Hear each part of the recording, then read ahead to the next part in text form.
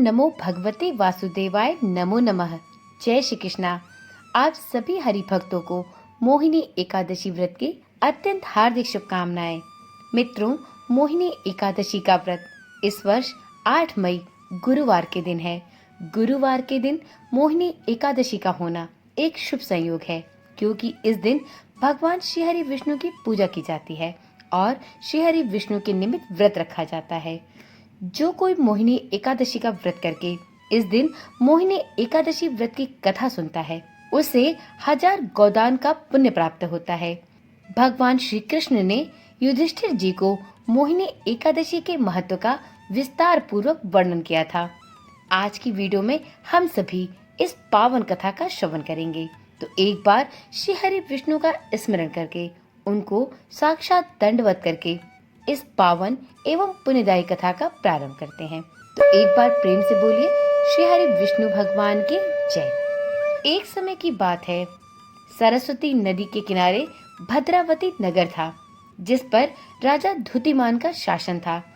चंद्रवंशी राजा धुतिमान के नगर में धनपाल नामक एक वैश्य भी रहा करता था। वह जितना धनवान था, उतना ही पुण्यात्मा भी था। धर्म, कर्म और पूजा पाठ में उसका मन निरंतर लगा रहता। वह भगवान विष्णु की पूजा करता और एकादशी का व्रत रखता था। उसने अनेक स्थानों पर धर्मशालाएं और भोजनालय भी बनवाए थे। धर्मार्थ कार्यों को करते हुए उसने लाखों की संख्या में पेड़ पौधे और वृक्ष भी लगवाए थे। उसके 5 पुत्र थे, जिसमें सबसे छोटा बेटा धृष्ट बुद्धि पाप कर्मों में लगा रहता था।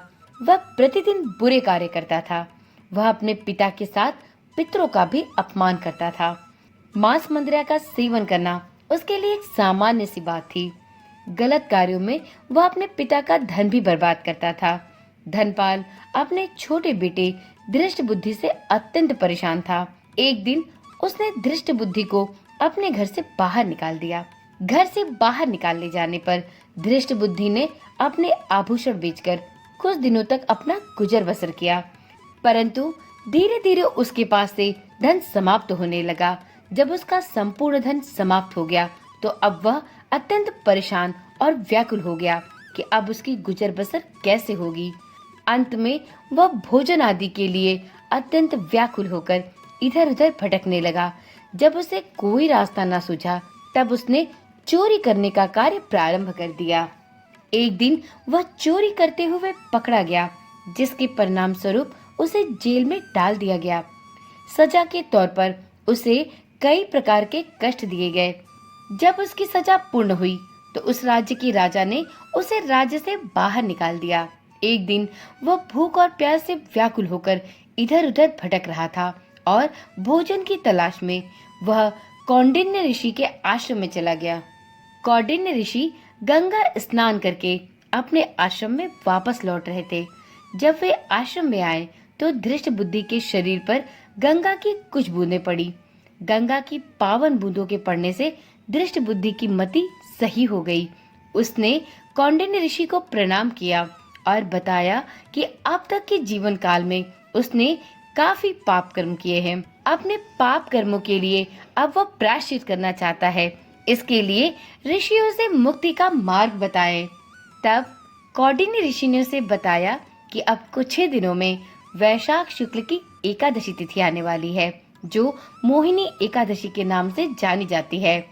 तुम विधि पूर्वक मोहिनी एकादशी का व्रत रखो और इस दिन भगवान श्री हरि विष्णु का पूजन संपूर्ण विधि विधान के साथ करो। मोहिनी एकादशी का व्रत और विष्णु कृपा से तुम्हारे सभी पाप कर्म मिटेंगे और तुम्हें पुण्य की प्राप्ति होगी। श्री हरि तुम्हारा कल्याण करेंगे। इस प्रकार से कौंडिन्य ऋषि के सुझाव के अनुसार ही धृष्ट बुद्धि ने मोहिनी एकादशी का व्रत रखा और इस दिन श्री हरि विष्णु का पूजन किया। भगवान विष्णु की कृपा से उसके सभी पाप कर्म मिट गए। जीवन के अंत में उसे मोक्ष की प्राप्ति हुई और वह गरुड़ पर बैठकर भगवान श्री हरि विष्णु के धाम को गया। तो एक बार प्रेम से बोलिए, श्री हरि विष्णु भगवान की जय। मित्रों, जिस प्रकार से धृष्ट बुद्धि को अपने सभी पाप कर्मों से एक एकादशी का व्रत करने से छुटकारा प्राप्त हुआ, उसी प्रकार से श्री हरि विष्णु का पूजन करने वाले सभी भक्तों पर श्री हरि विष्णु की कृपा सदा सर्वदा के लिए बनी रहे। इसी विश्वास और इसी आशा के साथ इस वीडियो और इस पावन कथा को यहीं पर समाप्त करते हैं। मिलते हैं अगली वीडियो के साथ। तब तक के लिए ओम नमः शिवाय। जय श्री कृष्णा। राधे राधे।